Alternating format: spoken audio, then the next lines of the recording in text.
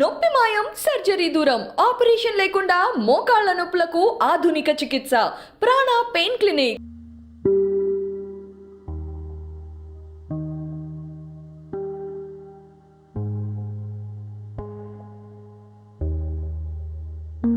ఒక పక్క ఎండలతో చస్తుంటే ఇంకో పక్క 4 రోజులు వర్షాలు పడతాయని వాతావరణ శాఖ అధికారులు వెల్లడించారు.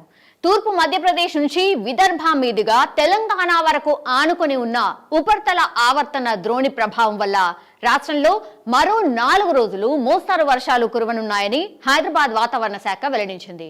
కొన్ని చోట్ల ఉరుములు మెరుపులతో కూడిన వర్షం పడే అవకాశం ఉందట. నిన్న ఉమ్మడి ఖమ్మం జిల్లాలో వర్షం పడడంతో రైతులకు పంట నష్టం జరిగింది. భద్రాచలంలో ఈదురుగాళ్లతో కూడిన భారీ వర్షం పడింది. ఇక అక్కడ లక్ష్మీ నరసింహస్వామి ఆలయంపై పిడుగు పడ్డంతో ధ్వజస్తంభం కూడా దెబ్బతింది. పిడుగులు పడే అవకాశం కూడా ఉంది కాబట్టి ప్రజలందరూ అలర్ట్ కావాల్సిందిగా వాతావరణ శాఖ సూచించింది.